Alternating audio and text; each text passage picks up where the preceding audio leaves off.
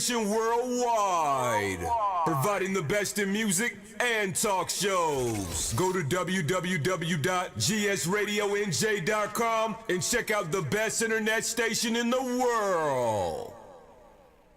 You're listening to GS Radio Internet Radio Station powered by GMG LLC. It's this only road that I'm walking. That's all for you, girl. No company. No company. All the voices in my head won't stop it. My only company.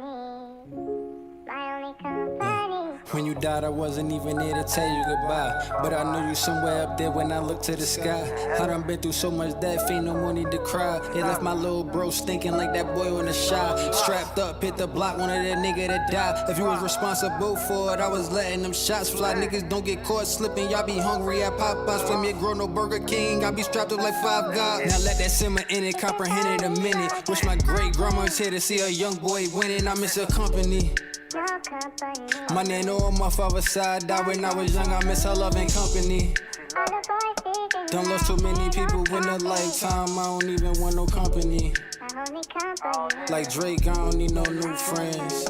Don't need no new friends. You wasn't in the booth for me back then. They paid me no attention. Now I'm the main attraction. My money gang banging is still stacking up. My son about to be 13 now, he still be acting up. Remember we was younger, man, we couldn't grow up fast enough. But I was young, grown as fuck, and every day I'm growing up. I deserve to be rich as fuck. Surprised you like some hiccups. I should've answered when you called and I ain't even pick up. And now you go. Let that simmer in and they comprehend in a minute. Wish my grandma was here to see her young boy winning. I miss your company. No company. My nana on my father's side died when I was young. I miss her love and company. All the voices in Don't my lose too many head people won't in a stop it. lifetime. I don't even need no company. My only company. Like Drake, I don't need no new friends. Now let me finish in fatality. Y'all was sleeping on me, dreaming good. Now it's time to snap back to reality. I'm just living life, don't be mad at me. I be somewhere high as fuck, don't put me down, floating no gravity. You talking shit, my name in your mouth, that's a cavity. You born, it's a blessing. You die, it's a tragedy. I be on my 21 lotto. Don't be clocking me, and if you wasn't loyal, trust me, I don't miss your company. It's this only No, I road don't want that your I'm company. walking. And my wife the only one that can comfort me. No company. I'm giving y'all my all in my music and my life now. Tell me what you want from me. It's what I want and I need it. On the road doing shows, jet flights from the weekends. I miss your company. My only company. I miss your company. My only company. Miss your company.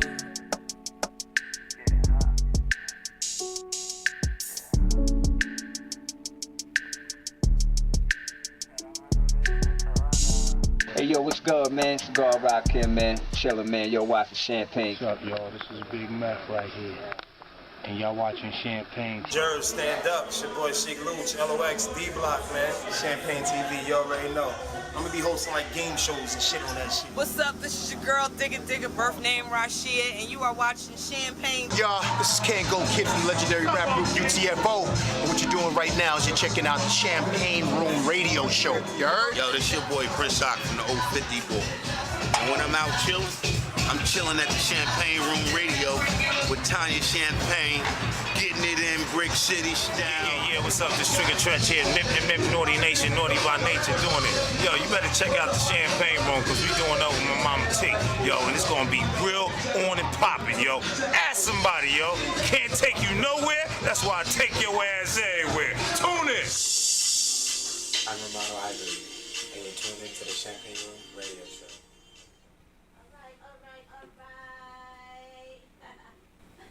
We are here, and hopefully you guys can hear me. Y'all already know how it is when I gotta do my own engineering, but I love it. I love doing it, but you know, I'm engineering myself tonight. Rashid isn't here, Boss Man isn't here. Everybody had their own things to do on this evening, so I am here and I am doing my own engineering this evening. For whatever reason though, are you hearing me in your headphones? Nah, not Again, right? That's not good. All right, so something is happening. All right, what about now? No. No. You said the line is 2 and 4? Yeah, it's 2 and 4. I got 2 and 4 up. 2 and 4 up.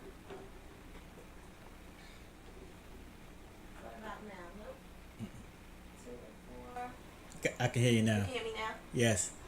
Okay, alright. So we good. We good. As long as you can hear me. Yes, ma'am. Absolutely. So again, y'all already know it's your favorite little lady, Tanya Champagne, and you guys are tuned into the Champagne Room Radio Show on GS Radio. And I am here. I'm here with the king, but y'all know I usually would start off my show with a gospel song.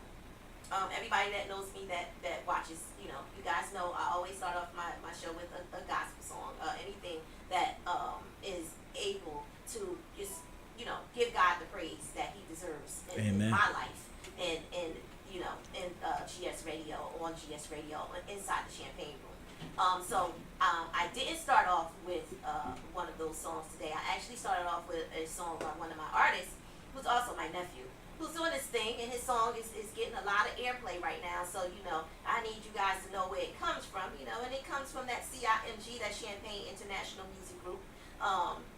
So I had to let you guys hear it on today, because we have a king in the building, and not only do we have a king in the building, we are actually celebrating our 9th year anniversary. Wow, that's great. Yes, our 9th Beautiful. year anniversary.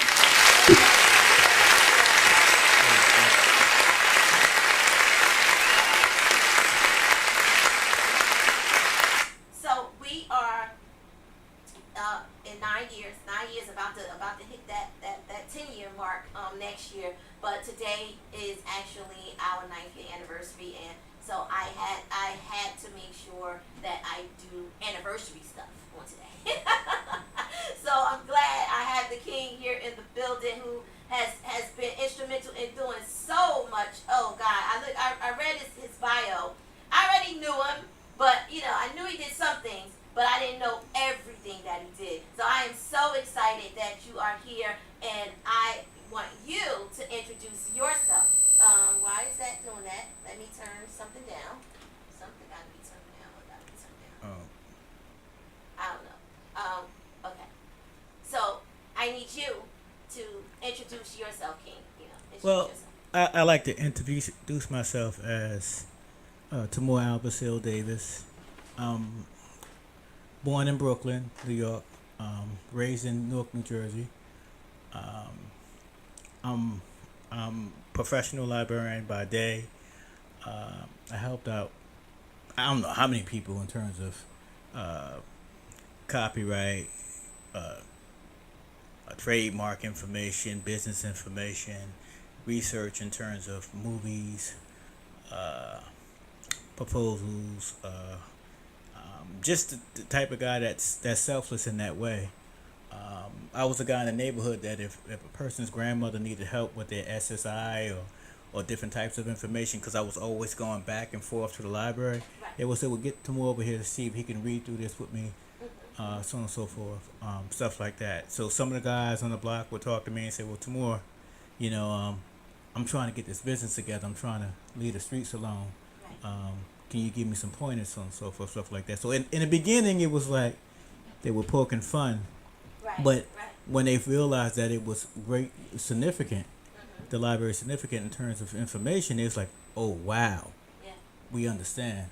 And so I leveraged the library and the library profession as a means of being selfless and unconditionally helping other people. And that's the goal, to be able to bless people with information that can change lives. So I see myself as an agent of change, whereby just helping them read an application or getting them the right information or giving them the right resources and so on and so forth. Whether it was in hip hop, whether it was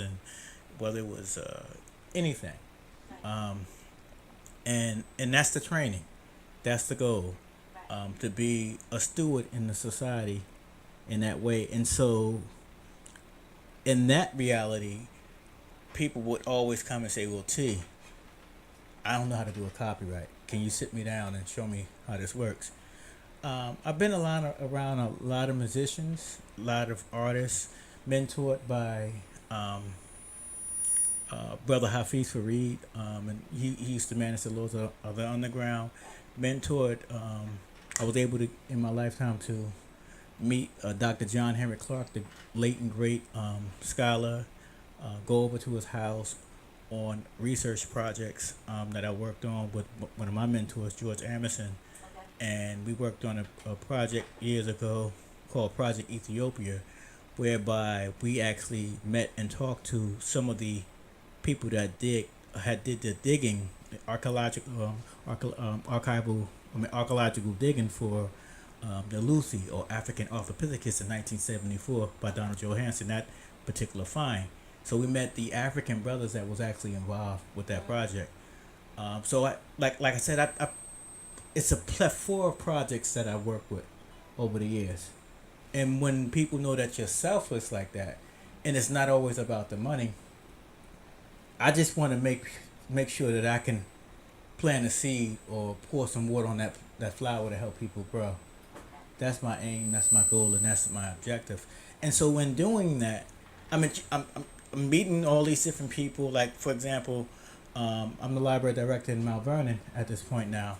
We have a great program coming up with DMX's uncle, who was also his manager, Mr. Ray Copeland. So that's going to take place December 21st. But I think I'm at the right place at the right time, because I'm meeting so many people, great people, and they like my spirit. They like the way I move. And so we're going to have this great program at the library. Last year at my library, we did a program called The Beats That Made Hip Hop. And we actually brought in Jam Master Cash and a whole lot of other people to be able to talk about the history of hip hop in view of the music, and how the music and the breakbeat actually changed the dynamics of the culture. And there was a lot of people there for that particular program. We had a DJ contest. We had DJ Supreme come out, so on and so forth. And this is not new in terms of the profession, but years ago, I'm looking at your sign. It says Newark, and then I see the drawing. That's by one of my mentors, Porn. Yeah, it's one of the guys. So and I'm a part of that crew, LTD, because I'm also a member. I mean, I'm also a graffiti artist as well. And he taught me a lot of stuff. He's the real deal in terms of doing artwork and stuff like that, and cartooning and stuff like that. And he took a liking to me while I was attending Arts High School. And I remember years ago he had this. They had an outfit, him, Black 45, called what was the Pipeline? I don't remember the Pipeline, right? Oh, yeah. Yeah. So in the Pipeline, Black 45, for example, would say, "Well, T, we need you to handle the contract.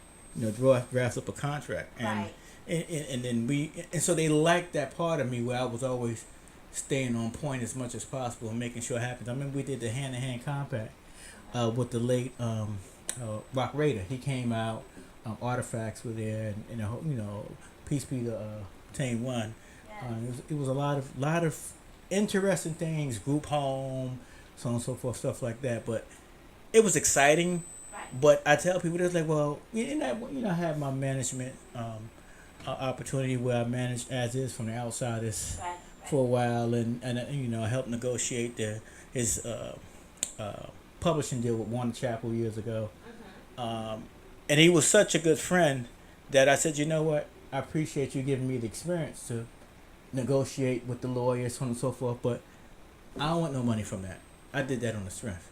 So that's the type of guy, because I felt as if I was doing what I love to do, like having the opportunity to work with Brother Hafiz Fariz, and he would, people would come into the library, and so Mr. Starkey, who was at the East Orange Public Library, he said, well, we're going to make you the copyright librarian. So anybody have any questions about copyright and that information, they're going to have to come to you, because you like that type of stuff. Because some days I would go and people were trying to break into the industry. I remember with Seven, there was a deal with a distribution deal. We had Nonstop Entertainment during that time. So, but I was in the mix, and they felt comfortable with me because the hip hop aspect of my life didn't start in the 90s. It actually started in 1983, 1984. When I was around 7 all the time, and then Hassan and 7-Eleven would come to the Clinton Ave, Newark, and I remember seeing Lakim Shabash showing, giving some pointers to Seven, because Seven is a great breakdancer, and giving some pointers in terms of the windmills and all that different type of stuff. Many people may not know, but Lakim is an accomplished artist and also a graffiti artist too. So, you know, and a lot of the lettering. My mother was an artist. She went to Pratt Institute, so she would teach me how to draw and how to paint, stuff like that coming up. And so, it was just all around us, you know. So when they did the record Sneakers years ago, I think it was 85, 84 around that time. The whole block, everybody was happy for Seven and how, you know, what was going on. Right. So it was a great adventure, you know. It was great where people was actually making moves, and Newark was a part of that. Newark and East Orange and New Jersey was a very important part of that.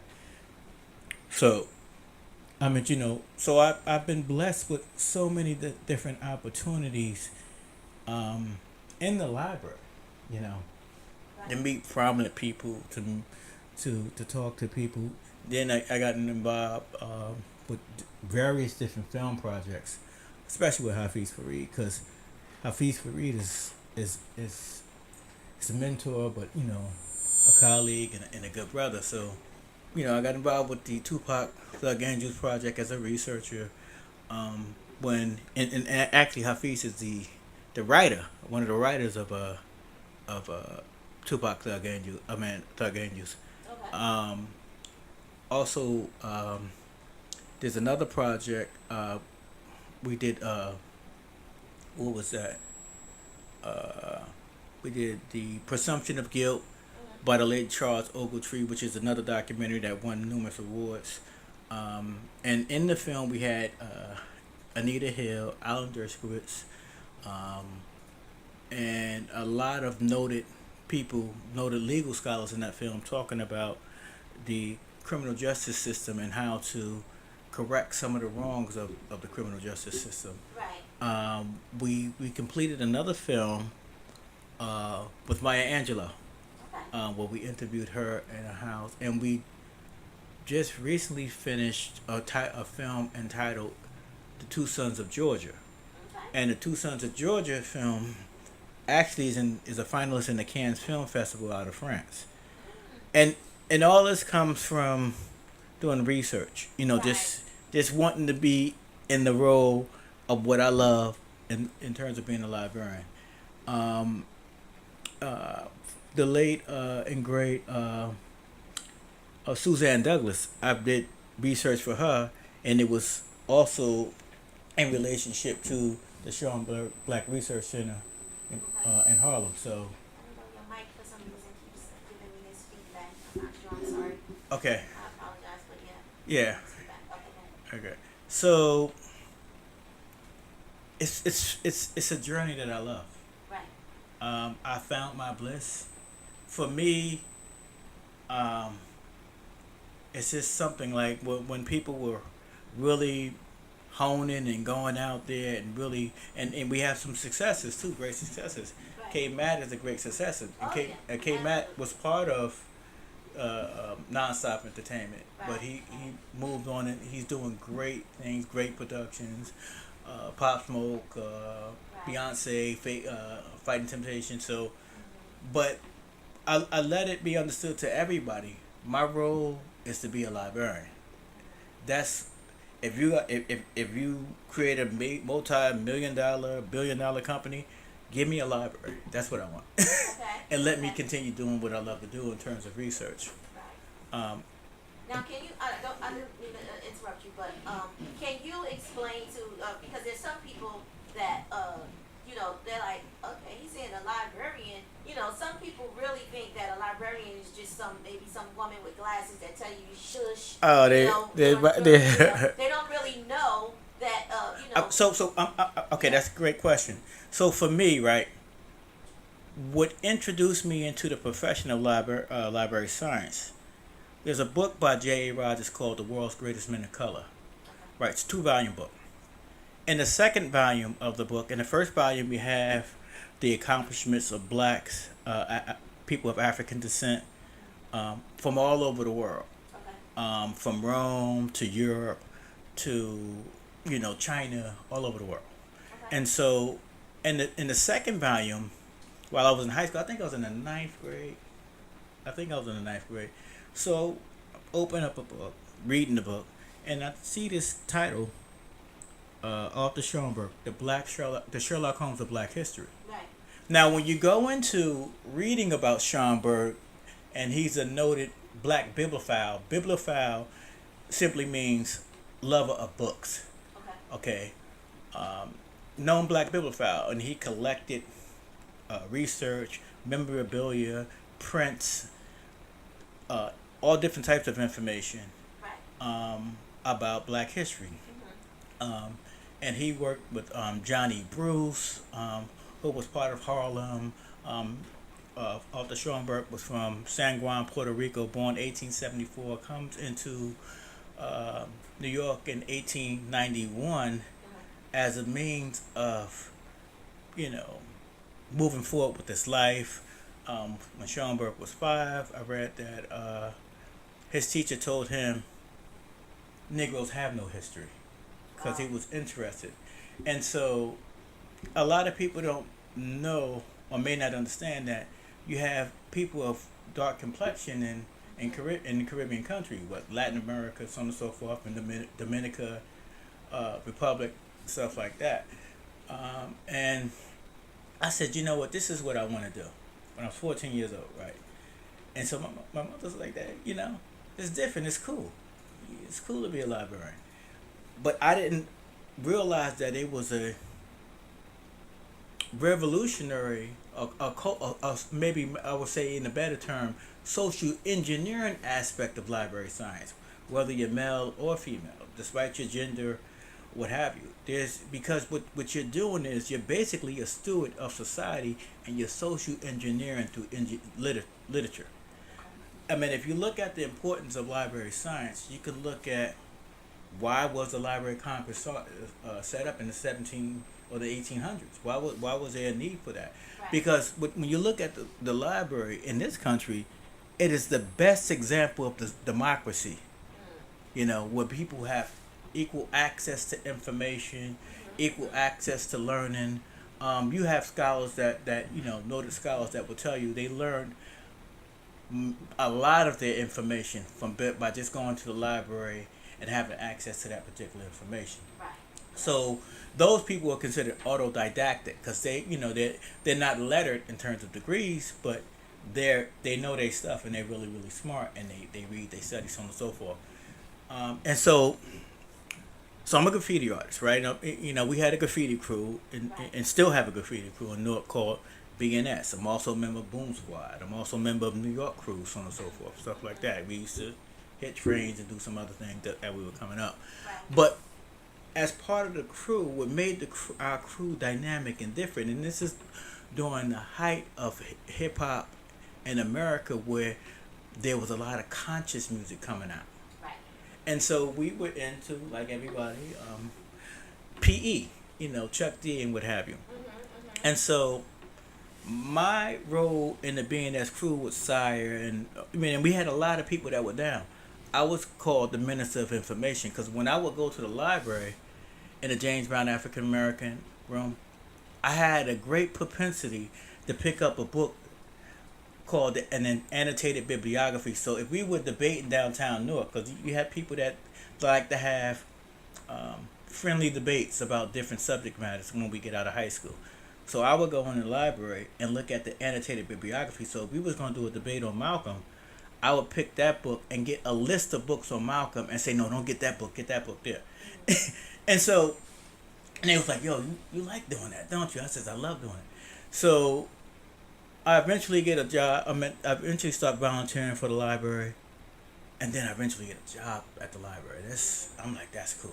Yeah. Yeah, especially get paid for what you love doing. Oh, so, and my grandmother, she would be 100 this year. She passed away in the 80s, but she made it an important fact in my life to say, yo, we got to go to the library. So, and she would walk us from Stratford Place, all the way down to the library and then the museum and then the library, and we look at the books and we'll check out the library. To her was like, this is your credit card. Okay. You can increase your knowledge base here. Right. So she was really big on that, on information and learning and growing. And I remember we would listen to Martin Luther King speeches and a lot of different scholars and people that were forward thinkers in terms of America to make sure that things can be equal.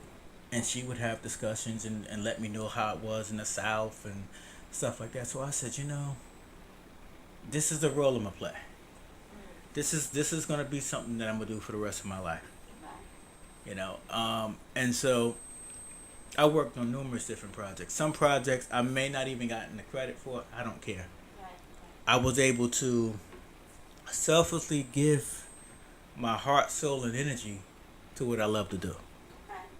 So for me, it's not about money, although I like to have money to feed my wife and kids and pay the mortgage and so on and so forth, stuff like that, and pay the car note, stuff like that. But money is not my driving force. It's not. It's being able to selflessly give, share, and help the world grow with information.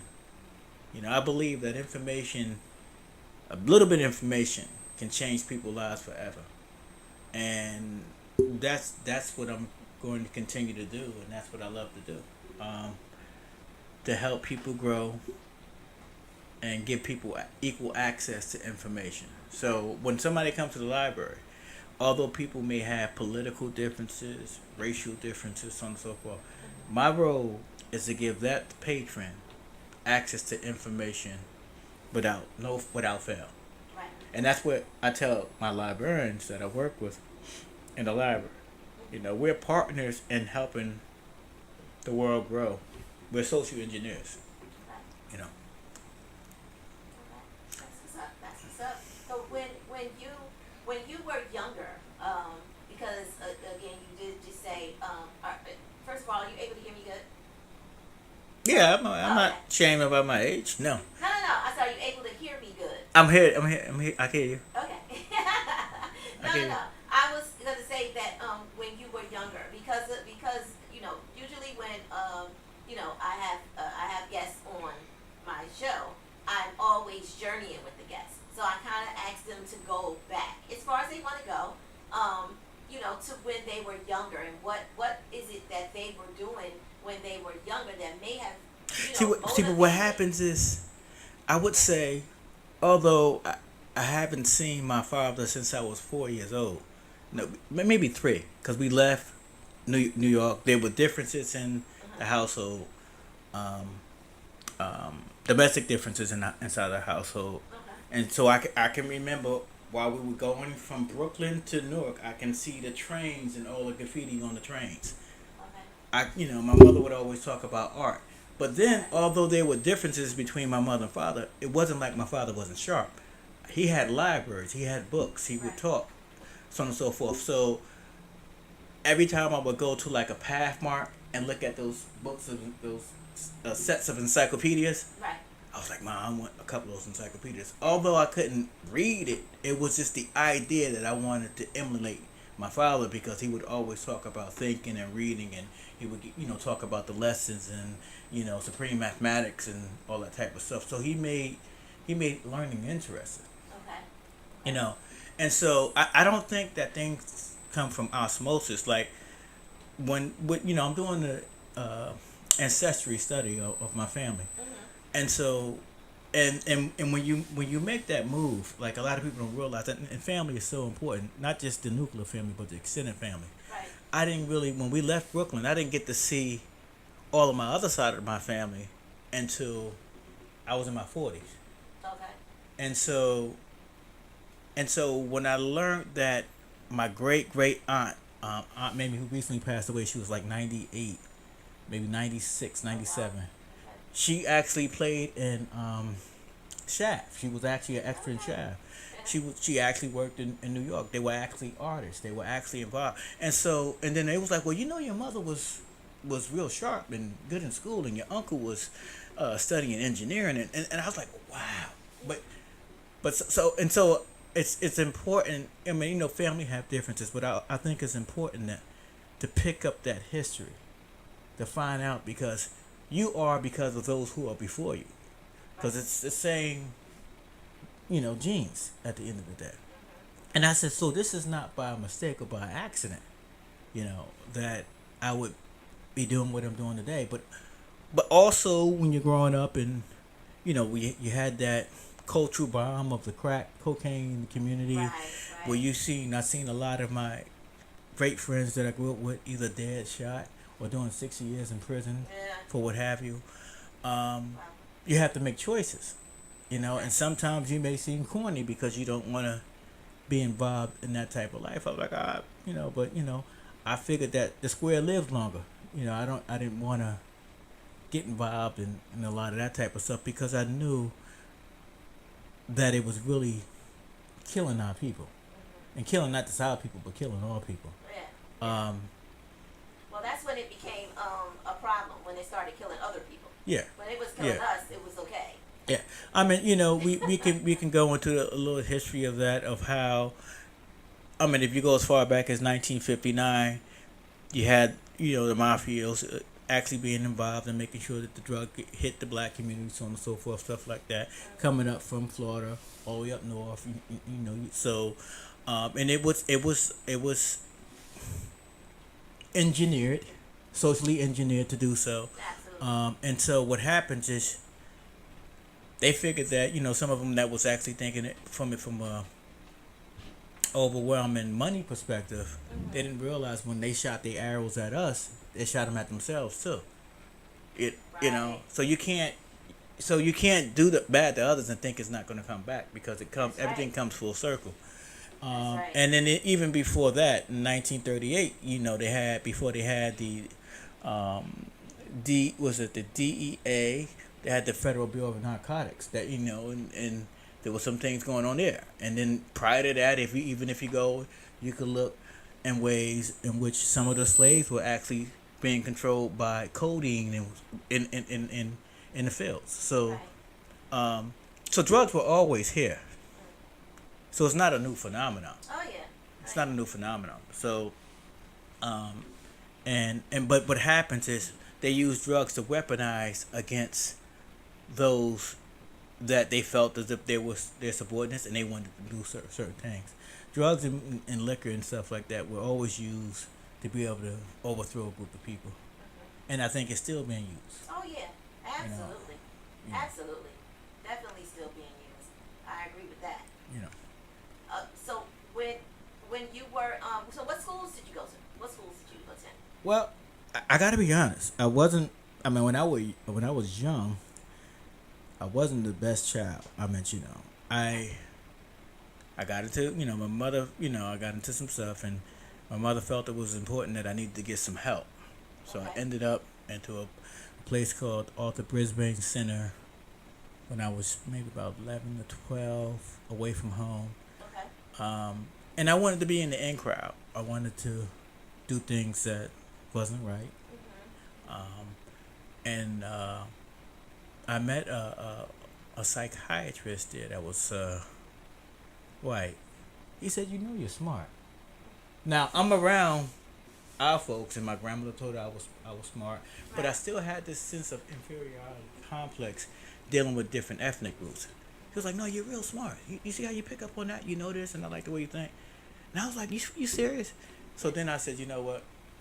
I'm gonna really get into learning." So when I go back home, I wasn't the same person no more, and so a lot of people that was around me started shying away because I wasn't that bad child like the way I used to be. I really started wanting to learn more, wanting to study more. I had mentors in the neighborhood. One brother named Ernest Walker, building 18 on the first floor. He would take me and walk me way down to Newark Public Library, and he was working on a comic book. And he says, "I need you to do some research for me." There's the library again, right? So I'm going in the library, looking at the vertical files to be able to get research for his comic book that he's working on. Right. But I don't know if he realized how much he saved my life because he took me away from a lot of the other stuff that was going on in the neighborhood. You know. So for me, that was a good thing. So I always had it's a plethora of people that I have to actually pay homage to that helped me grow. It's people that I met. Like there was one guy I remember in Newark that he was always inebriated, like drunk and stuff like that. And I was depressed one day coming home. He said, "You know what?" I said, "What?" He said, "You know you're the chosen one, right?" He says, "I see how you walk up and down and you're carrying your books and stuff like that. You're not like the rest of them." Now, he don't know how that impacted me. Right. You see what I'm saying? He was like, "Yeah." I said, "What are you talking about?" He said, "No, I'm serious. You are the chosen one. You have no choice but to win. I don't want you coming out here doing what I do. Because this ain't you." If he said, you know, and hopefully this saves you. Because you could end up like your other friends. So, I mean, there's so many people, so many teachers, so many people that I met in my journey that gave some good lessons, and a lot of my mistakes that I made, I learned that those are lessons too, if you want to embrace them. So, and my friends that I grew up with, and it's always good to carry yourself with good, be around good people. They will always encourage you. So when I went to college, after going to Arts High School, when I went to college, I went to Essex County College first. Okay. And so had to take a few remedial classes. I'm like, man, I'm thinking about dropping out. And my man was like, "No, you can't do that, yo." Right. He said, you got to gut your way through it. And we're still good friends, still to this day. So we went to Jersey City State College, and he's also it's his crew that I'm in terms of graffiti. Then we went to Jersey City State College. He went for sociology, and I ended up studying history, United States history, Africana studies with a concentration in philosophy. Okay. Because I was hoping to be some sort of historian or working and so on and so forth. And there was a great professor at Jersey City State College, Dr. Michalanic. And he used to work for like the other government, if you will. He was always like the government that deals with threats and you know stuff like that, and he was always like sharp and bow tied and so forth. He said, you got something there. And then David Brooks was another professor there that was a part of the Ralph Bunche Institute. I don't know if a lot of people don't know, but the first spy outfit that was created in the country was called the Coordinator of Information. I think it was 1938, and that was the spy network that was under Roosevelt, if I'm not mistaken. And one of the persons that ran the African affairs was Ralph Bunche. So he was the one. Before it was the OSS and the CIA, it was the COI, Coordinator of Information, but that actually started at the Library of Congress. Okay. So, so it's a lot of interesting information in the Library of Congress, and I would suggest that people go. It's good, it's great, and if they haven't already, I think it's important to go see the National African American Museum too. Oh yeah. Yeah, so I like to visit libraries. I like to meet people. I like to, get involved like that. And I like to not learn just from the book, but learn from the people. Understand their interpretation of the information and stuff like that. So I just I just really love the journey. Yeah.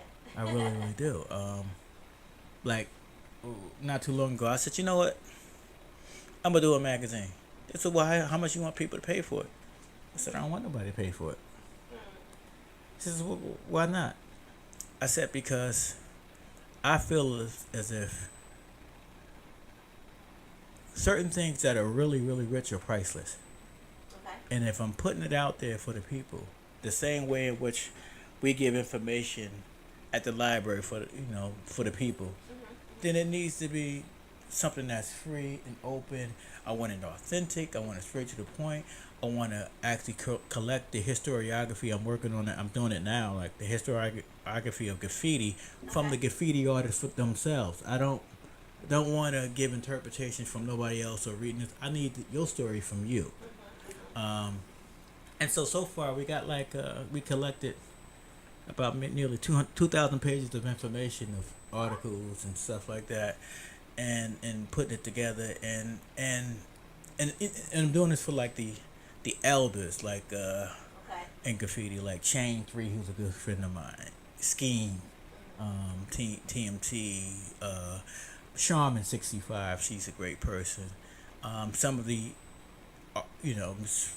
the artists that are part of the current generation, because it goes way back to perhaps the 60s, and even if you look at the history, you can go back as far back as maybe the 1920s in terms of graffiti and scribbling, and prior to that you have to go to maybe Pompeii, Kemet, in terms of the scribbling and or graffiti, stuff like that. So this is a passion project for me in terms of the graffiti, because I'm a graffiti artist, but I just don't think that enough of their stories were told by them.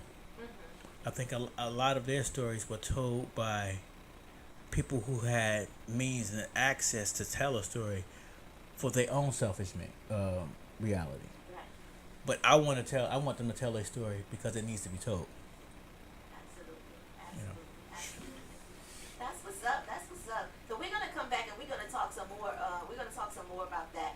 I need to pay some bills and Okay. say thank you to my to all of our sponsors and things of that nature. So I am going to do that, and we will be back. We'll be back. So you guys already know it's your favorite little lady. That's right, Tanya Champagne, and I am here with the king himself, Mr. Librarian, Mr. Graffiti artist, Mr. He has so many things, so many notches in his belt, and we are going to talk about some more of the notches that he has in his belt when we come back. But again, you are listening to the Champagne Room Radio Show on GS Radio, and we'll be right back. Log into gyroscopemeet.com, the hottest online radio station in the world. GS Radio all day, all night, worldwide. Powered by Gyroscope Media Group, LLC. GS Radio, the best internet radio station worldwide. Providing the best in music and talk shows. Go to www.gsradionj.com and check out the best internet station in the world. You're listening to GS Radio Internet Radio Station powered by GMG LLC.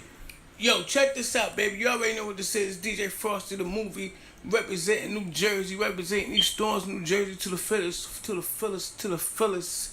I want to give a big shout out to my mommy, Tanya Champagne, the GOAT, the one and only. Shout out to the whole GS Radio. Shout out to the whole GS Radio. Everybody that has something to do with that station. Shout out to the VDJ Smash. You already know what it is, baby. It's the movie, DJ Frosty. Movie.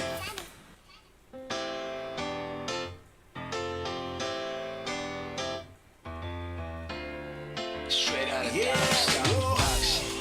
Before I punch you in your mouth, or getting drunk or steady wildin' loud, you gotta know that ain't my lifestyle. Just keeping it real, yeah. 8 p.m. and Sundays. I'm just saying. Food for the Soul Restaurant, located at 227 West Inglewood Avenue in Inglewood, New Jersey. Opens Wednesdays to Saturdays, 11 a.m. to 8 p.m. and Sundays, 11 a.m. to 5 p.m. Savor our mouth-watering main dishes. Complement your meals with our flavorful sides. Treat yourself to heavenly sweets and quench your thirst with our refreshing drinks. Discover exciting surprises every week From tantalizing new dishes to exclusive promotions, we've got something special just for you. Planning an event? Let us cater to your needs. Our team ensures a delightful dining experience for your guests. Oh, and don't forget our after-school special meal deals. Students rejoice. Enjoy our $5 after-school meal deal from Wednesday to Friday, 3 p.m. to 5 p.m. It's the perfect way to refuel after a busy day. And also on Fridays, seniors get a chance to enjoy our sexy smooth senior special. That's right, something special for the seniors. Good food, good moods. And I'm just saying, we believe in nourishing both body and soul. So come and join us for a heartwarming meal that'll leave you smiling. Call us today at 201-227-2020. Hey, my name is Nikhil Hanna, owner of Spotless Car Care Mobile Detailing. Listen, we all love that new car scent and especially that new car feeling. Truth be told, we even drive differently when our cars are clean. Well, here at Spotless Car Care, we pride ourselves on delivering your car back to you better than the day you bought it. From our interior proprietary shampoo and conditioners to our exterior glaze exfoliating paint restoration and decontamination spray, which is also part of our The Glaze product line. Using the best for your car is what we do.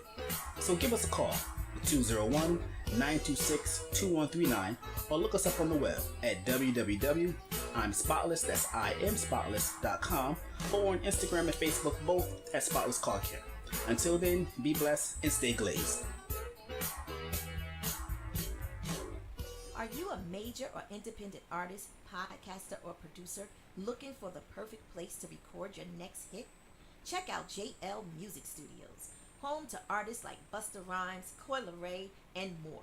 JL Music Studios offers the best affordable pricing, professional industry sound, expert engineers, and a creative atmosphere that brings out the best performance. Whether you're a solo artist, a band, or a podcaster, we've got the tools and expertise to make your sound shine.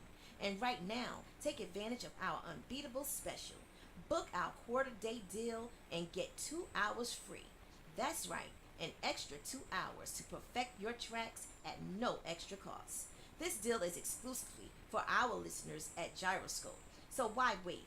Call today at 201-923-8663 and mention Gyroscope to get this offer, or visit us at jlmusicstudios.com/booking. JL Music Studios, where your music comes to life. Okay. We are back. As soon as I push this button. We are back. That's right. So I just had to, make sure we paid some bills. We paid some bills on today. So we are back, and again, I have the king in the building, and we are going to speak some more about what it is that he has going on, which is so much because he has his bio is, I was reading his bio and I'm like, okay, I'm just gonna let him talk about all of this stuff because guess what? It's too much to be asking him about. But it's definitely a blessing for you to be here. I am so honored that you were able to make it here and come in and talk about what it is that you have going on. So let's kind of reiterate before we go on to something else that you do, because I really wanted to talk to you again about the music business, the whole hip hop scene and the music business that you are a part of. Let's kind of reiterate though, and tell the people again what's the difference between the librarian that they just tells you to shush in the library and the librarian with the science that you do. Well, I started out as a librarian, and at one point I told people to shh. Oh, you did? Okay, you did. But I'm a library manager, so I'm a library administrator. So it's other people that have to do that now. So I don't do that aspect of it. But I think people really don't understand the importance and the impact of the profession. For example, a lot of important files and documents or about Black histories, for example, at the Schomburg Center. At the Clark Atlanta Center, you have the Henry P. Slaughter collection there. At the Howard University Wolang Spinline Library, Jesse Wolang and Spingarn, that particular collection is a dynamic collection of books and materials in regard to Black history. If you look at the Associated Press in Washington, D.C., it's a publishing company, Associated Publishers, by Carter G. Woodson. That's an extensive collection there. And so the Black Bibliophiles, before we actually had Black library institutions, we had bibliophiles.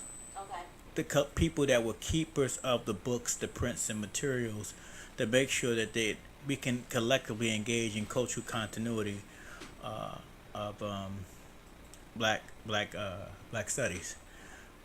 This is before there was any concept of a black curriculum in schools. A lot of these study groups, the Association for the Study of Afro-American Life and History, which was actually started in 1926, if I'm not mistaken, 1926, was an association started by Carter G. Woodson, and he started that particular association because at one time he wanted to become part of, because he studied history, had a PhD in history, he wanted to become part of the American Historical Society. He was a part of it, but he wasn't included in it. And so he said, well, you really don't want me here. So he started his own association and published so many books, so many different peer-reviewed journals that organization published. Outstanding historical information.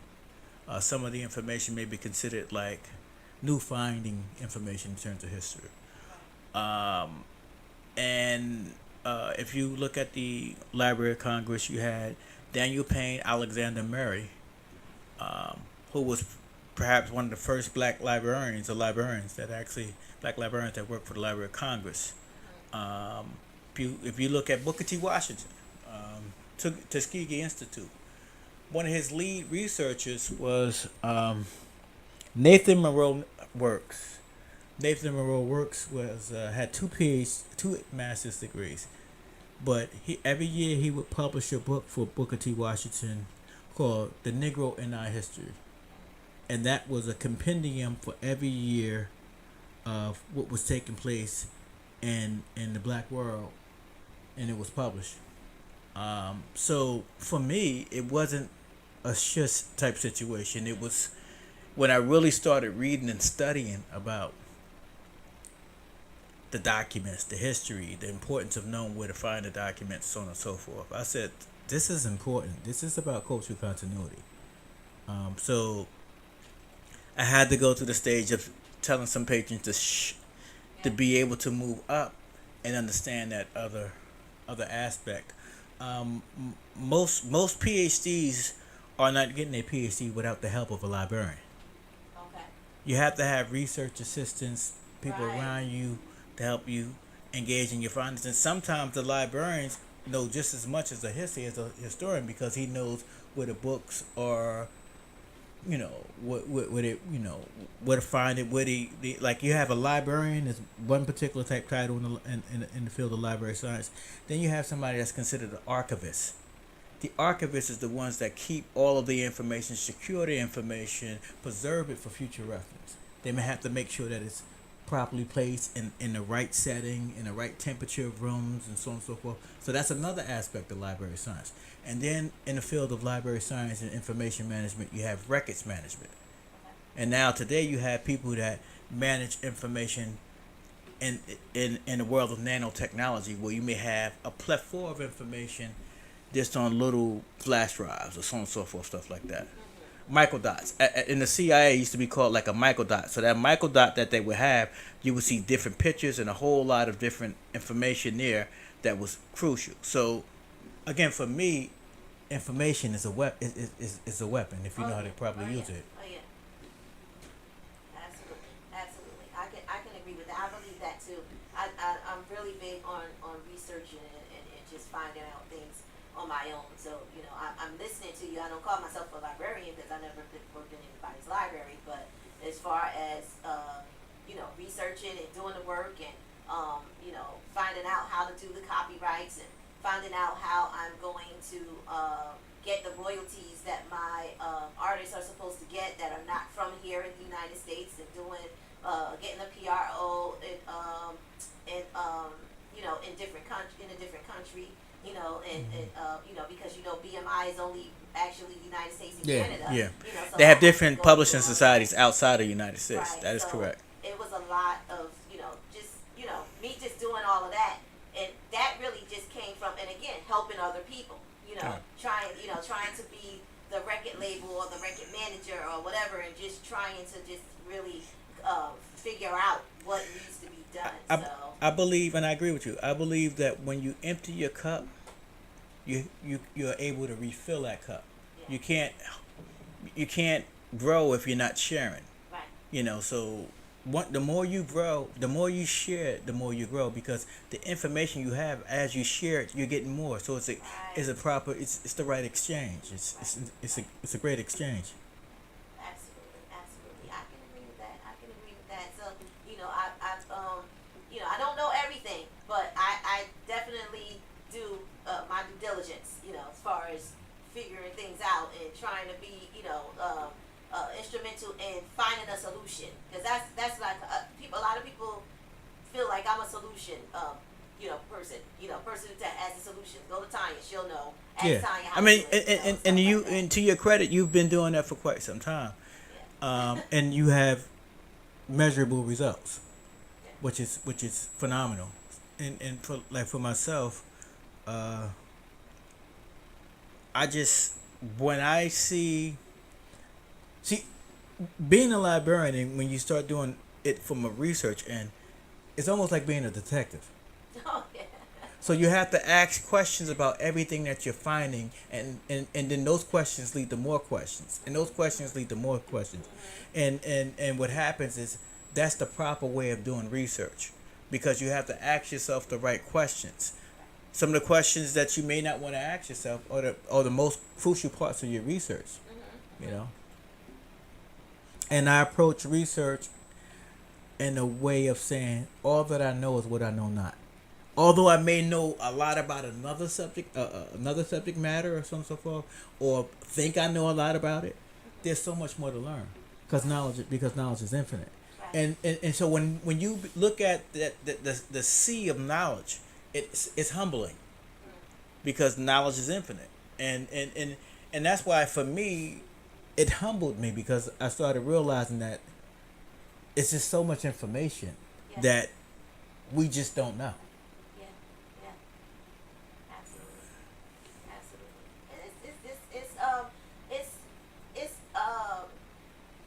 A lot to retain, and not everybody can do it, it's because it is a lot to retain, that just remembering things and just trying to make sure that, whatever you are getting from the whatever books or whatever, it's a lot to retain for some people, and so that's why a lot of people don't want to read. A lot of people don't like reading. But I agree with you.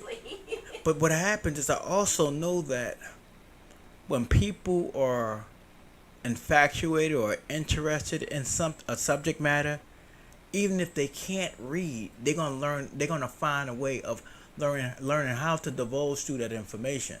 And if that means that they have to learn how to read, they will learn how to read. And so I taught my son how to do math through his games. Yeah. He's like, oh, okay, that's 5 games, okay. So wherever I can reach a person, no matter how I can do it. For me, memory is because I'm an artist. I see things in circles, blocks, and squares. So I memorize like that, and I say that's related to that. So everything is different for different people. Right. And so if I compartmentalize the information in different boxes in my head, then it makes it easier for me. Okay. That's what's up. Let me say what's good to everybody. Hey guys, on my live, you guys see that I'm on my phone. I'm not on my IG. because I didn't bring my laptop in. But I am on my Facebook Live, and I see you guys. Hey, hey, hey. Thanks for being here. Thanks for listening. There is a lot of jewels that are being dropped right now by the King. I want to say a big shout out to everyone in all 250 plus countries that are watching. I see the numbers are going up. I see those blue dots. So of course I always love that. The more blue dots I see on the screen, the more people I know are listening and are tuning in. So I appreciate you guys and thank you guys again for being here, for watching, and for listening. So let's talk some more about the hip hop. The hip hop that you're in, the music business that you're in, the people that you have worked with. Because I heard you say K Mac, and I've worked did some work with K Mac and stuff myself back in the day. I have to say that I'm on the periphery. I'm not really in the music industry. Okay. So as I was saying before, I'm the type of person that I'm in my field, they're in their field. I see those people that need help the same way I would see a person coming to the library would help. Okay. So, I work with people. I love working with Brother Hafiz Fareed and the team that we work with. I love still working with Seven. I love still working with the brothers, but I do it because of the fact that it's a duty. It's not about, for me, being in the industry, having a Bentley, and that's cool if that's what people like. Right. But that's not what I'm really about, though. Right. So my thing is that it's the service. It's like it's for example, if you go to the Catholic Church, there's the priest inside the Catholic Church, right, and it's sacred. And there's certain things that he don't indulge in. He's focusing on other things because he's working for God in a really big way. It's like even if you talk to some sages in different type of spiritual sets, that's their role. So I see myself in that role with my brethren. So whether they make millions of dollars and I don't, I'm still in my role. Right. Because I think that I'm not doing too bad as a librarian. I like it. But my role as a librarian is to serve others. So, but yeah, I mean, I know them, but they also know that I'm that type of person. If somebody comes to me like, how do I do this? I can say, well, I don't really know how to do this, but this is the book on it. This is that, or that person there, because I believe people are resources too. People with resources too. I at one time I had a great desire to be in the industry, but after careful thought, if I would be in the industry, it would be in a way like, say for example, if a record company have a non-profit component and they're teaching kids or doing stuff like that. I really choose not to be in the forefront and be on the mic and all that other type of stuff because that's not my role. Right. Yeah. Some people like to play the back. Yeah. So I'm always going to play the back because again, it's that role of the service from the behind the scenes, not in the front. I definitely understand. Sometimes that is where you should be, because it's a lot needed in the back, whether people know it or not. It's a lot that's needed in the back. Everybody wants to play the front. Everybody wants to be the front man, but they don't know the business. And that's the thing. They have to learn the business of everything. With all the artists, I tell them all the time, it's you have to learn the business. Don't just be an artist. See, 'cause I believe that, and if I was in the front, I would perhaps lose myself by thinking that I can bond partners with the spiritual God that exists or the gods that exist. I gotta be humble. I want to be the background. I want to help those people, but I don't want to be that person that's in the forefront. That's not my role. You know, I'm the type of guy that I want to stay home, teach my kids, teach them how to do the math. If they want to be in the forefront, and if they're ready for it, I'll be like, well, be careful what you wish for, but I'm gonna support you. Right. But that's not my role. It's not my role. So how many kids do you have? 3. Okay. And my oldest he'll be 22. Okay. My youngest is he'll be 9 in December. Oh. And then my daughter's 14. Oh, you got yourself a teenager. Okay. Oh yeah.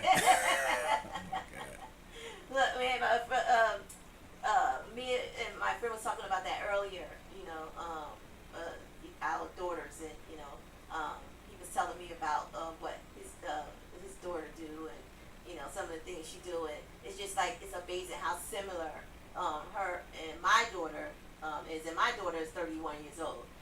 But I can kind of just relate to the stuff that he was saying it was going on.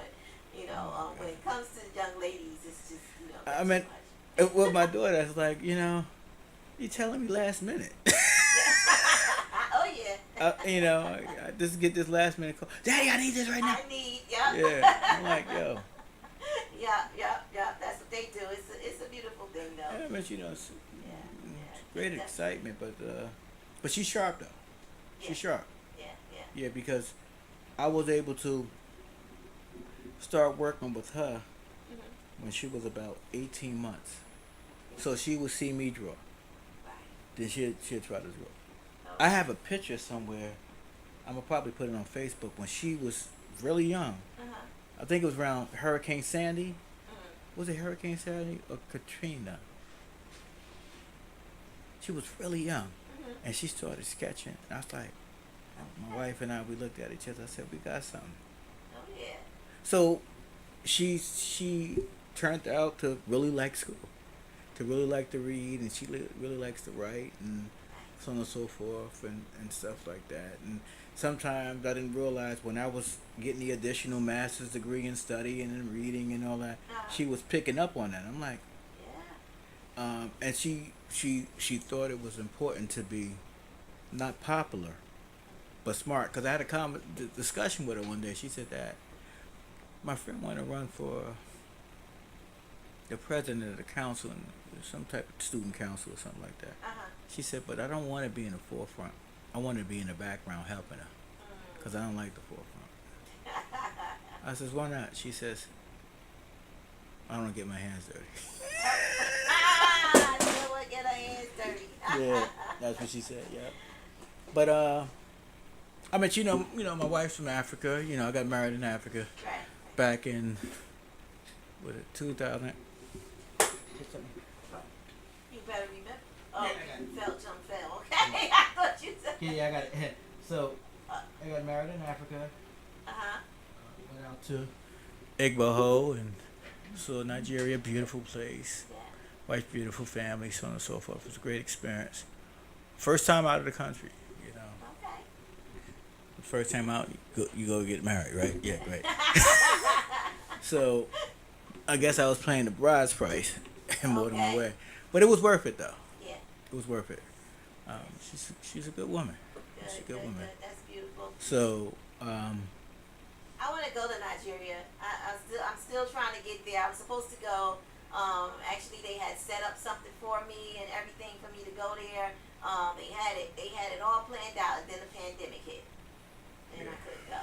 And I still haven't been there yet. And so I'm ready to go out there. They're actually waiting for me to come out there. My nonprofit organization has a chapter out there. wow, that's great. So I have to get out there some That's kind of great. way. But so I mean, and then I, really met my wife in the library, so it was a benefit in the library too. So. So The library was definitely a benefit for me. yeah, That's what's so up. That's what's up. so I met a lot of great people in the library. Met a lot of people I helped over the years, and I couldn't have picked a better profession, to be quite honest with you. Yeah. It fits like a glove for me. So And it is what it is. So I like it. I will continue to serve. And you see, some guys that deal with me, right? They say, "Well, this guy he corny because he ain't street." Well, you may think I'm not street, right? Yo, yeah. So, and then they say, "Well, we can get the information." I said, "You crazy?" I says, "I gave you that. You think you stole it from me?" Right. I don't need that. I meant, I says, if I'm helping you, and some guys try to impress some young lady, with their bravado and all they shenanigans and stuff like that. I says, I gave that to you. You came to me, I ain't come to you.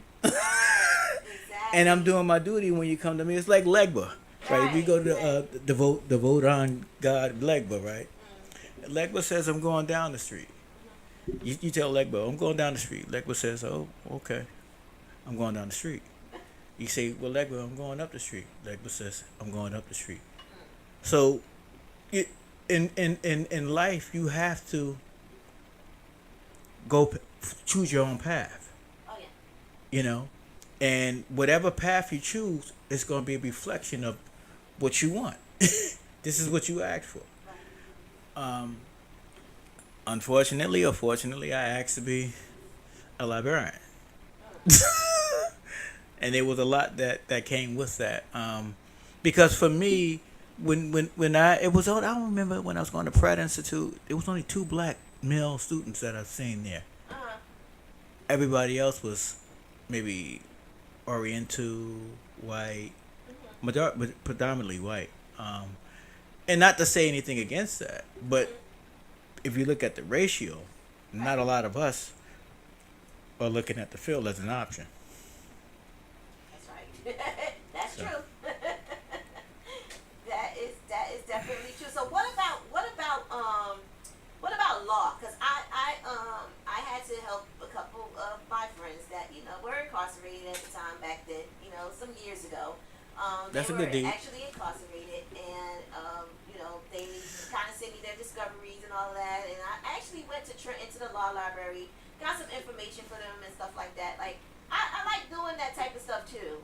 You did some shepherdizing and stuff like that. Yeah, basically. Yeah, you did some shepherdizing. Yeah. Well, when I was going to Pratt Institute, my track was law. So what? I had somebody that I was engaged to back in that I was really in get ready to marry. She passed away during that time, so I had to drop out of. I just couldn't continue to go to school during that time. I had to take off because it was just so mind-boggling when you lose a loved one, and so I eventually back right before 9/11. March that year, March. And so when I went back to school, I didn't go back to finish the law degree. My concern was just finishing out the stuff for the library science degree, the information library science degree. But yeah, there's different type of databases you could use. You could use LexisNexis at one point. Dialog was a very important database for a lot of information. Now they use EBSCOhost, so on and so forth. If you look into, because they have different search codes where you can shepherdize it right there and stuff like that. And those platforms. A lot of people may use New Jersey statutes annotated, and if you're dealing with the 2C criminal code is right there. And then you have the administrative code, 11, and all those different type of codes and stuff like that. Because for a while, for about 16 years, I taught part-time in the library as an adjunct at Essex County College. Okay. So I would have to show them certain things, and I think it's important to know how to write a brief and how to read contracts and stuff like that. Contract is basically offer acceptance based on consideration in the contract, so stuff like that.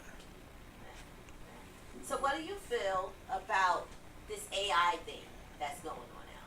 It's a lot of people are using AI. People who don't really have the knowledge, but they're like now it's like they're scholars.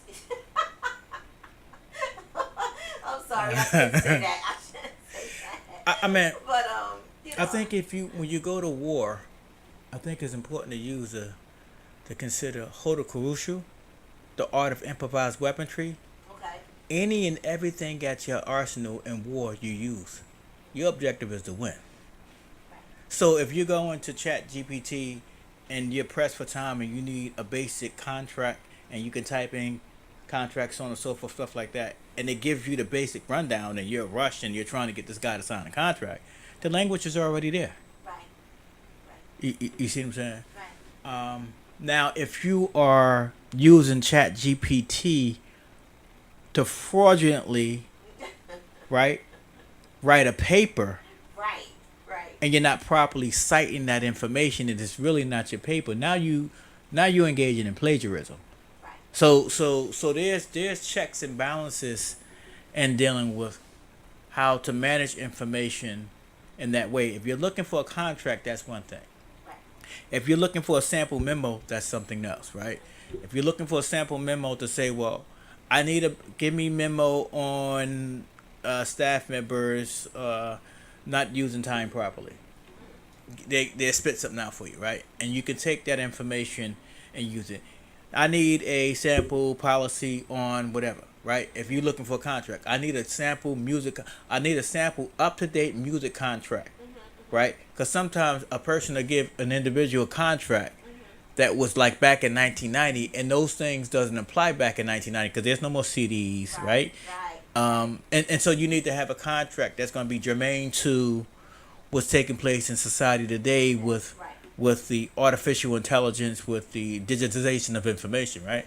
So you have to have that contract to reflect what's going on today. So the thing is how you utilize those tools that's in front of you, right? If you don't use any tool, then you're not going to have anything. So if my daughter was writing a paper and she go get on Chat GPT and write the paper, then I'm gonna have a problem. But I don't think that I would have that type of problem because my daughter loves to write. Right. So that's not gonna be an issue with her. Right. Unless she didn't properly manage her time to write the paper. Right. And then she would like to, try to cheat. And that's why I try to tell people, like, no matter what you're doing, manage your time. Sometimes I gotta tell people, like, no disrespect, I can't do it right now. Right. So, I need it right now. You need it right now, and I respect that you need it right now. Right. But I need my time right now because I'm exhausted. And my health is my first wealth. That's right. That's right. So it's good to be selfless, but it's also good to be selfish when it comes to you and your health. Because people are going to have problems all day, every day, 24 hours a day, and they just keep knocking, and not consider that you still have to maintain your health and welfare. Right. I think sometimes people think you're AI, you're a robot, or like But just like AI can blink out too. Oh, it definitely does. It definitely does. It can blink out too. So because I enjoy the AI because I like to make sure I'm a perfectionist. So I'll do all that I need to do, and I'm like, just check this for me. I just need you to check it. I don't need you to write anything. I don't need you to rewrite anything. I just need it to be checked to make sure that everything is perfect. So I am definitely I'm happy about it. Yeah, but sometimes I be like, where you come from? Like, what? The thing is this, right? is that this is the world that we live in, right? And it's based on how would I say everything that's happening in this world is based on the spiritual world. Quantum physics, quantum mechanics, being able to engage in what Edgar Casey talks about, the acoustic records. Being able to tap into those acoustic records, being able to go into your inner self and find that particular information. So they found ways to be able to capitalize off that spiritual reality. Dealing with, Michio Kaku, he talks about it, and a lot of other different physicists and scholars talk about the importance of understanding that spiritual realm.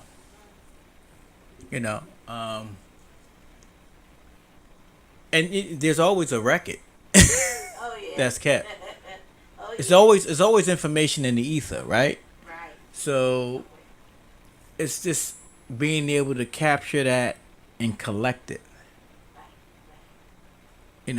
So if it's there and if it's available to you, then you have to use what's in your arsenal to win. You use any and everything you can to win. Instead of going and most books right now are ebooks or digital books. Most people go to school and they pick up a book and they borrow a book from the library. If they need peer-reviewed journals, they'll borrow a peer-reviewed journal and download it into a file or so on and so forth, stuff like that. When you look at the books and how many books that exist and the paper and the trees that you have to kill to make books, and then if you look at the computer technologies, you look at cobalt and the impact of cobalt and Congo and so on and so forth, and how many people died trying to get the lithium, and so much stuff out there, right? There's so much stuff. So, and then I think that we overuse the resources in the earth for monetary gain. Oh yeah. So I don't think that the God or gods that exist really wanted it that way. We need to use what we can from the earth, but not kill the earth by overconsumption of minerals and resources and stuff like that. And that's what we're going through. Right. And I believe that we are supposed to be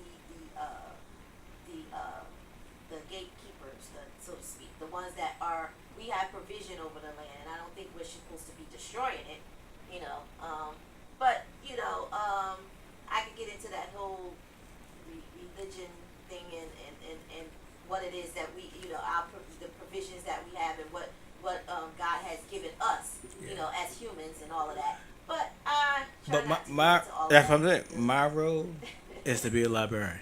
Yeah. My role is to share. My role is to give people access to information. And hopefully they do good with it. That's my role.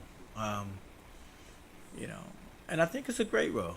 Absolutely. I think it's a great role. It's good to be a scribe or to be like a sage or to help people and be in that mode where you really don't want nothing from it? No. Thank you. It's a sense of honor in being able to do that and not want anything from it. There's a sacredness about the library that I like. Okay. The sacredness of preserving information for future generations, and then future generations after those generations. Well, like I said, I'm not a librarian, but I do similar stuff, so I guess I can kind of relate to a lot of the things. that you say. There's no difference between me and you. In Mutu and Mutu Ablimbantu, a person is a person because of people. So if I have resources, you have resources, we exchange those resources, we're sharing. That's the same thing that the librarian does. We're sharing, right? So, because you can't hold all the information, it only works if you share it. If you're not sharing that information, you're not helping society and the community grow. And that's just like being a blessing. You're blessed to be a blessing. That's the whole purpose of the blessing, for you to bless others. Not for you to hold on to it. Well, I hope I bless others so that any of my sins and anything I didn't do right, when I get weighed on a scale with the feather in my heart, I hope it balances out. Right, exactly. You see what I'm saying? Because it doesn't necessarily have to balance out, and then I just have to go to Hades, right? You don't want to do that. Yeah, so that's why it's good to exist in a humble state, because it helps you not get into a lot of stuff. Right. Sometimes it's better to just walk away. Oh yeah. Like, you know what? You're right. I'm out. Exactly. Thank you. Yep. You told me everything you need to tell me. Yep. Yep. Sometimes that's better. That's definitely better. Believe me, I have what they call just turn the other cheek in plenty of situations, plenty of times. So I can actually co-sign that too. You know. So, but that's the role I like to play. That's the role I've been playing. I meant, and I like, I really, really do. Good. Because you know, saw you at Sabi's event. You know, that's my girl. Love her. Yeah, love she's her. great. She's She's great. Next week. She's on the show next week. So Yeah, she's a great I'm looking person. forward to that too. So she will be here on the Champagne Room Radio Show on next Friday. Yeah, so she's make great. sure you guys tune in.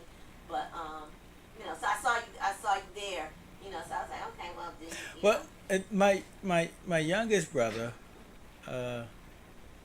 Ace Guminati, Richard, I know him as Richard, right?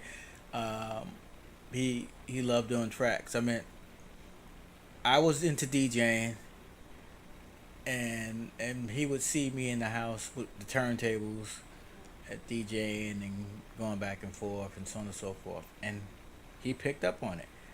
I don't DJ no more.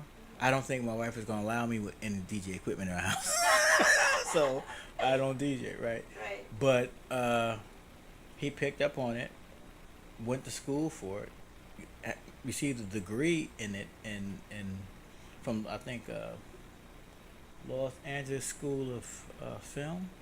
He got a degree in music production, or I think it's Full Sail, one of those schools. But he have a degree in it, and he makes a lot of tracks, and so I sent some tracks to that he did to Candy Cane and Sabi. Okay. And now, Candy Cane writes for the magazine. She loves to write. Right. She's a good writer. So she said, "Yo, I like that." Then Sabi was like, "I like that too." So we worked something out, and it became part of her project that she just published. Right. But I like those sisters. I like Yeah. their professionalism. I like their demeanor. Absolutely. I like their family orientated, and they slow their anger. Like really, really good people. Yeah. So we worked it out, and then I get a call and say, "Well, you need to be down here, you and your brother." So I says, "Okay." He couldn't make it, but I went down and showed some support on his behalf. Okay. But I love the project that she's working on. Oh yeah. But again, like I met Sabi years ago. I think it was around the time of, or maybe a little bit before Lords of the Underground. Okay. Yeah. A little before that, Did some music with them as well. because we know some of the same people, CYs and all those other people and stuff like that. Some good people. So, but the way I was then is the same way I am now. So, I would always walk around with a Sidney Chamel the music business book, right? And we would talk, and that was my way of luring people into the library, if you will. Okay. Like, yo, come to the library and get the book. Like, guys would come from Stratford Place, again, and come down with their chains and all this type of stuff and say, well, yo, T, we need help with the copyright. And so the librarian said, go help them out. Mm-hmm. So it's a really good feeling. Right. To be able to do that and see people collectively moving forward as they should. That's what's up. So you already know. We could talk. These 2 hours, they go by so fast. Yeah. Already 10 minutes to 10. Yeah. So that's basically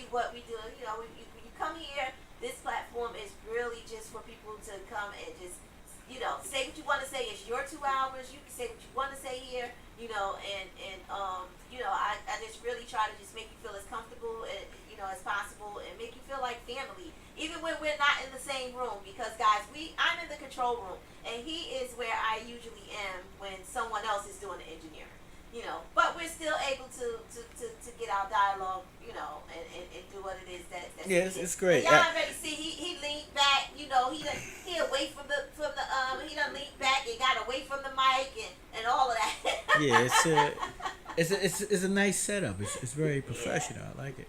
Yeah, thank you very much. Yeah. But yeah, so we pride ourselves. Yeah, a lot of sweat equity went to this whole location. It's nice. Yeah, Boss Man did his thing. He built this whole thing. You'll see the control room. Well, you came in already and saw it a little earlier. But yeah, we'll take a couple of pictures when everything is done. But I want you to drop some jewels for my audience. Again, there is 250 plus countries that are watching, as well as my Facebook Live is on Twitch, YouTube, all of the different platforms that we are on. And I just like to, for the people that come here, to pour into my audience. So if you can drop some jewels. Yeah, in the words of Socrates, I would say, always approach your life with these words: all that I know is what I know not. Always stay humble, respectful, kind.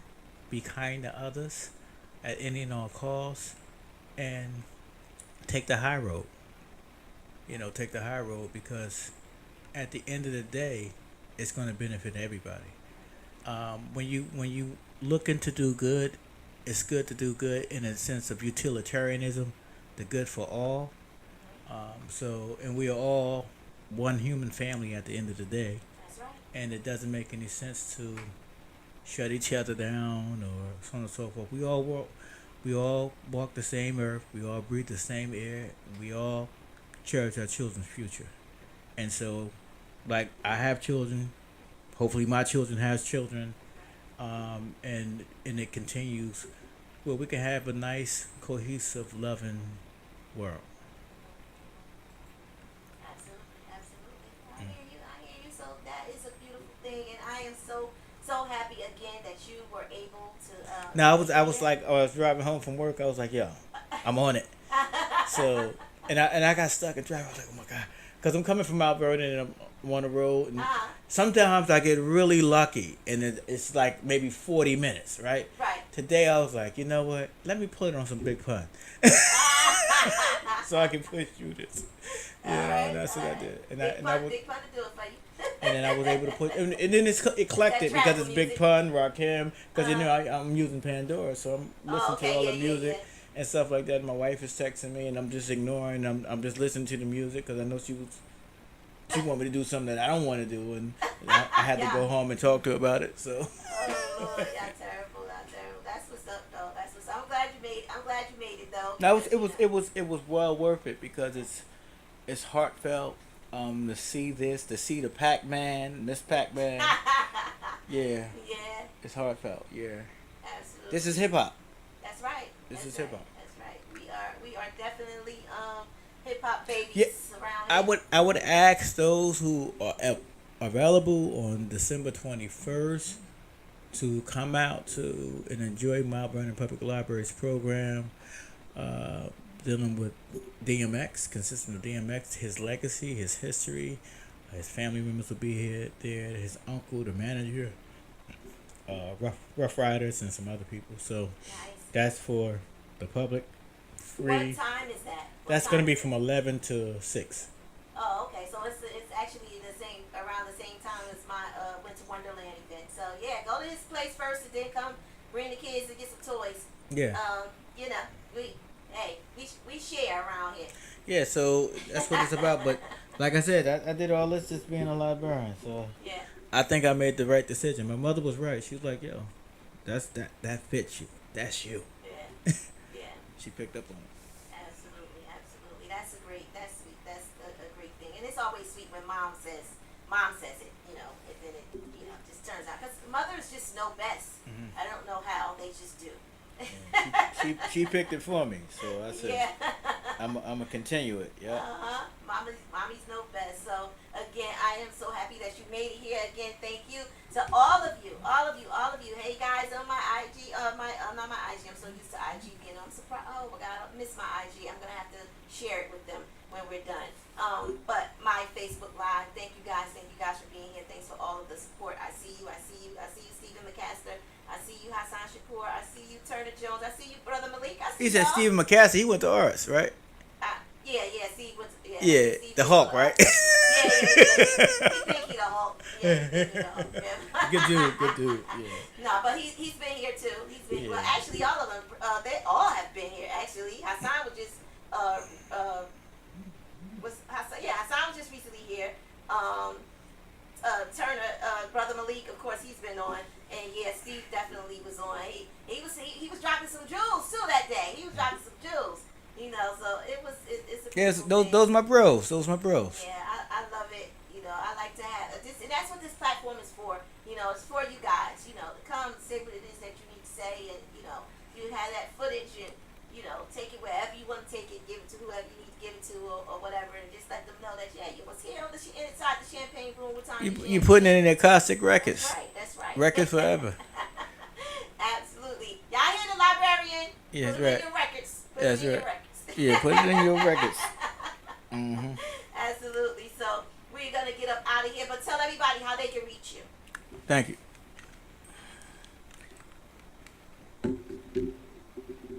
You gonna tell everybody how they can reach you? You know that's the absent-minded librarian. we sometimes yeah, I had some bad episodes. It's okay. No, I'm on Instagram, DuFunk Magazine. That's DUFUNK Magazine. Also, there's a website, DuFunk Media. That's DUFUNK Media.com, in which you can actually take a look at the magazines and the resources there. I'm also on www.foremostproductions.com, in which you can see clips of the films that I mentioned earlier, from the Two Sons of Georgia to the Maya Angelou, clips of Maya Angelou film, clips of the Tupac film that we engineered upon, clips of there's a lot of clips that we have. In fact, the film of Tupac is the Circle of Women, talking about the woman that actually helped create and form Tupac. So that's another project we're working on. So you can email me at my name, timura.davis@gmail.com, if you need any additional information from me. I'm here. So you just say, you make mention of the GS radio show, and I respond, you know, because sometimes you get all these emails coming in, and I'm like, oh my God. Absolutely. Fake mail. So yeah, but I'm open. I'm willing to share and learn. You can never give and not get, and I'm willing to grow with you. So if you got a real valuable project that you want to work on, I'm already on it. Believe me, I'm gonna talk to you when we get off of here, because I definitely got this project that I need to get, and it's due by the 25th. So yeah. Okay, it's no problem. We work on it. Yeah, absolutely. Can I take the headphones off? You know, I'm the absent-minded librarian, right? Take the headphones off. Now we good. Yeah. Again, thank you guys. Y'all already know it's your favorite little lady, Tanya Champagne, and you were watching the Champagne Room Radio Show on GS Radio. And I love you guys. Happy anniversary again to GS Radio. Happy anniversary. He done took his headphones off, got out the chair. He's still on the camera, but you know, it's okay. I don't know. I'm sorry. Like I said, I'm the absent-minded librarian. I'm stretching my legs and I'm all over the place. He's stretching. It's okay. We out of here. No etiquette on my end, right? No radio etiquette. I can't. It's all right. I understand. Log into gyroscopeme.com, the hottest online radio station in the world. GS Radio all day, all night, worldwide. Powered by Gyroscope Media Group, LLC. GS Radio, the best internet radio station worldwide.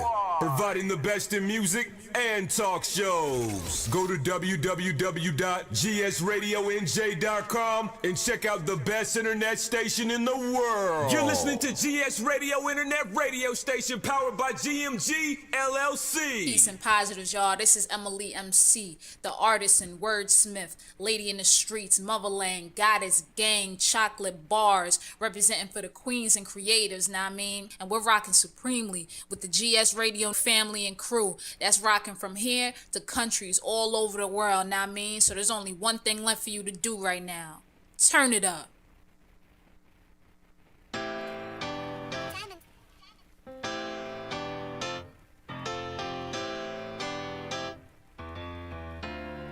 Straight out of